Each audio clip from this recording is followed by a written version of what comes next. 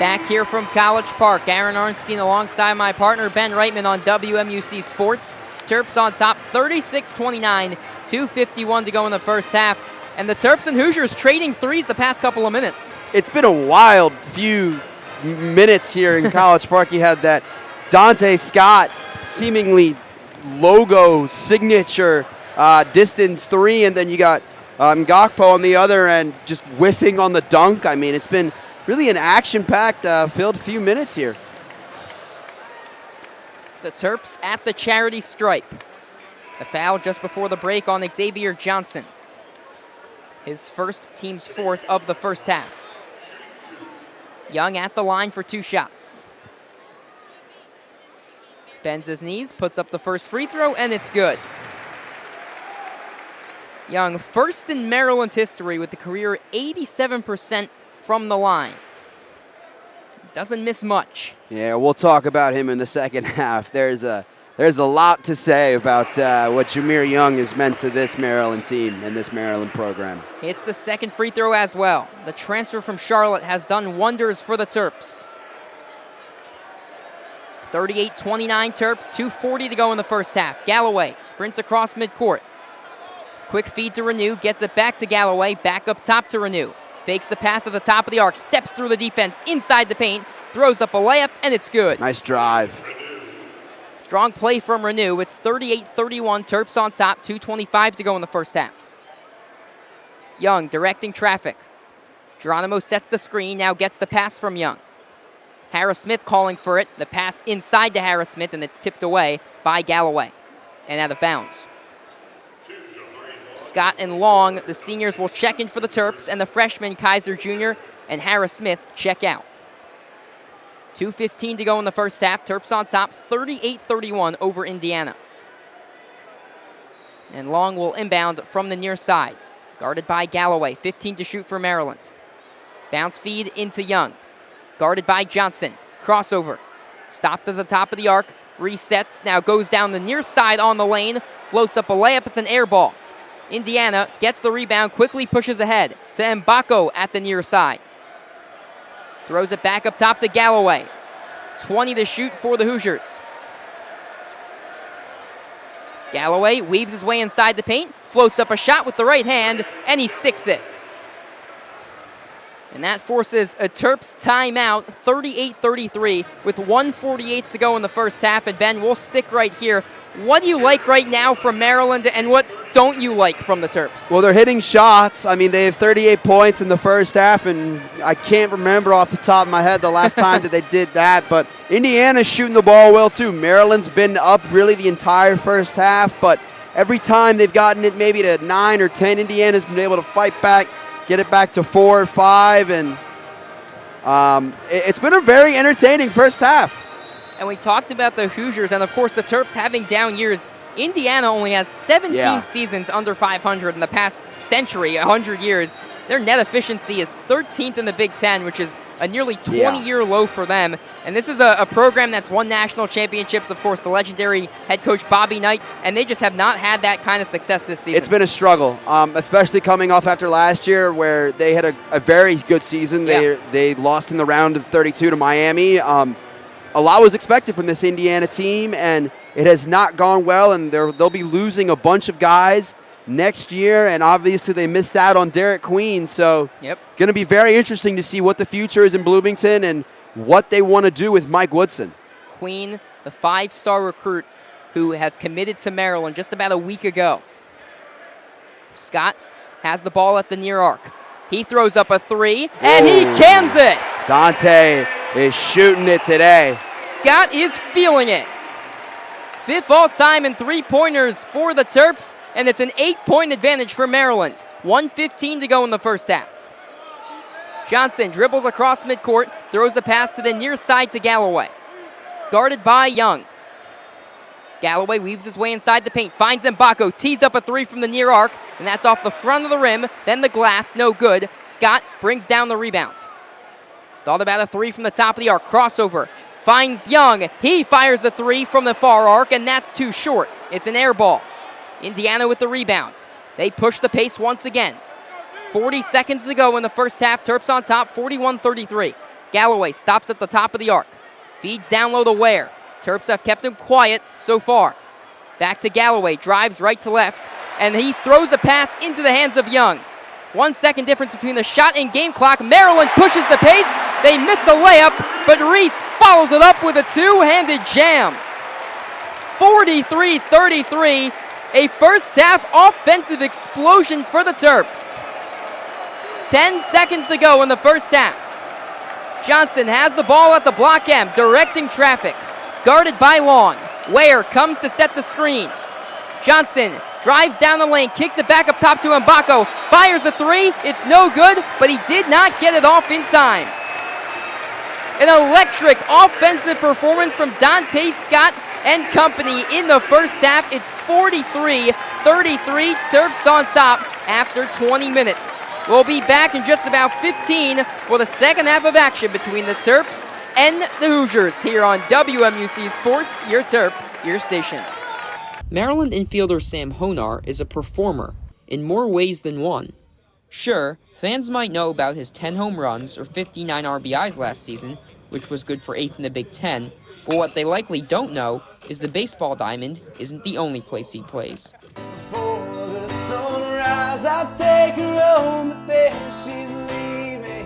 Coming from a family of musicians, Honar's music journey started over a decade ago. When Sam was probably 9 years old, he entered a talent contest and didn't tell anyone in the family other than that he was entering a contest to play the guitar, and he wrote an original song. After putting down the guitar in high school, Honar caught back the music bug the summer heading into his senior year of college. In baseball, there are clear metrics that measure a player's success. Music, however, Honar says, is different. With music, it's kind of like whether you have your best sound or not, it doesn't really matter as long as everyone's just having a good time. And Honar can play. Just ask his roommate, teammate, and hardcore country fan, Evan Marcinko. I feel like every country boy tries to play the guitar, and I totally doubted the hell out of him. I did not think that he was going to be any good. And then he started playing and singing, and I was like, holy crap, this dude can rip. While Sam frequently plays at Looney's Pub, a popular spot just off of campus, there's one special moment at the end of the night where all the remaining patrons stop what they're doing, stand up, link arm in arm, and sing along with Honar. Marcinko says there's no song that brings together a bar like Zach Bryan's Revival. There's nothing like it.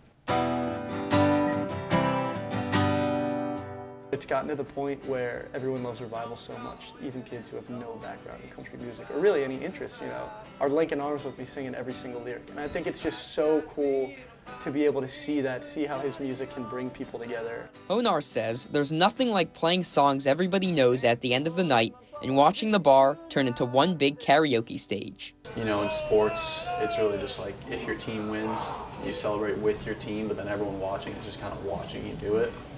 Whereas with music, you interact more with everybody, and there's more of a community feeling. Playing music not only brings joy to Honar, but it lights up the faces of those listening as well.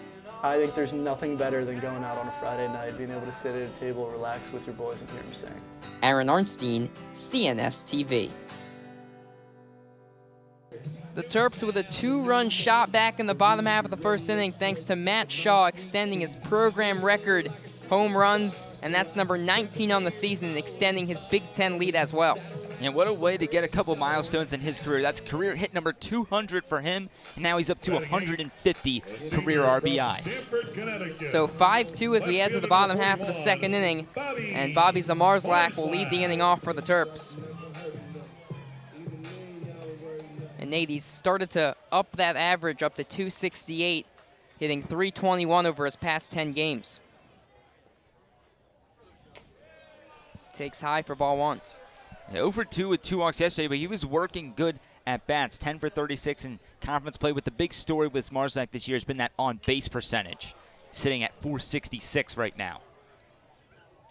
He's reached base in 21 of his last 22 games, and that's been his calling card throughout his time here in College Park. The power's been there, but as you mentioned, he's been an on-base machine for the Terps.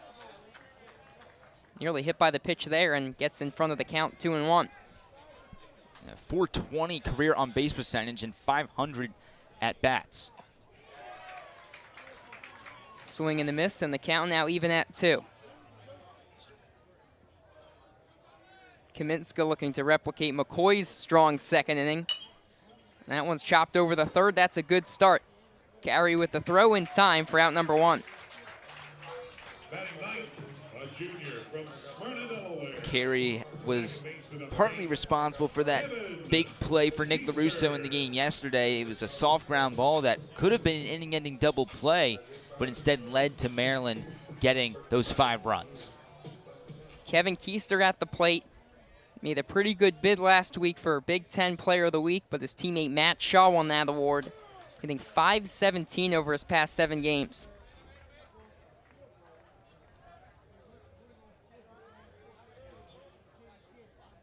One for 4 yesterday with a run. And at the beginning of the season, Keister was not bringing the same power he did last year. Had 11 homers last year, 15 doubles. But in these past couple weeks, those numbers have shot up. He only had 2 homers, and he's had about 7 or 8 games ago. Now he's got 6 on the season. He's also had 11 doubles.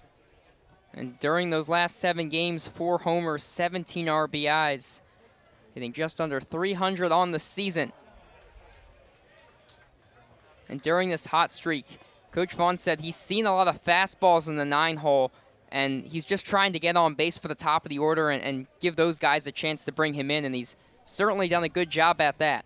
That's what you have to do as that 9-hitter, the second leadoff guy, flip the lineup over, and he's been doing a great job of it. Blast one out to left field. Swanson looks up, and that one is over the scoreboard.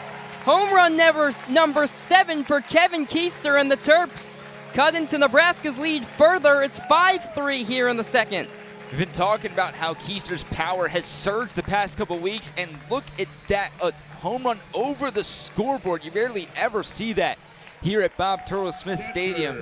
As we're going to take another look at it right here, man. Keister gets a breaking ball, elevated just as Shaw's was, and man, what power from Keister. You see it goes over the turtle there in the Bob Turtle Smith Stadium sign. What a blast for Keister, and Maryland starting to creep back up to now a 2-run deficit. Stay hot, Kevin Keister, 5 homers in this past 8 games. And that is the production that Coach Vaughn expects from the bottom of the order. Jace Kaminska getting hit by the long ball, or getting hit hard by the long ball early. 2 homers in the first 2 innings, and a line out from Schliger for out number 2. Schliger always puts the ball bat to the ball well. Had a couple of lineouts yesterday, and right there is able to go the other way, but plays right into the fielding position of Matthews. Matt Shaw back at the plate, the reigning Big Ten Player of the Week. And Nate, we talked about the power, a program record tying 4 consecutive games with a home run last week. That's the 2nd time he's done that in his career. And he hits another one, this time out to right center field, and that one is gone. Matt Shaw is on another level right now. The bats are heating up for Maryland. Shaw now with his 2nd of the game, make that number 49 in his career, number 20 on the season. We take another look at it. Gets that fastball in the same exact spot he did in the first at bat. He took it to left center in the first, takes it to right center here in the second. Matt Shaw stays hot. That's 17 homers in his past 30 games, and the Terps have cut the Huskers' lead to 1 here in the second. And Nate, you can't say enough about this Maryland offense, as that one's grounded over the third in time for out number 3. The Terps strike back with 2 more homers thanks to the 9-hole hitter in Keister and the 2-hole hitter in Shaw, a multi-homer day for him. And we head to the top half of the third with the Terps trailing 5-4 on Big Ten Plus.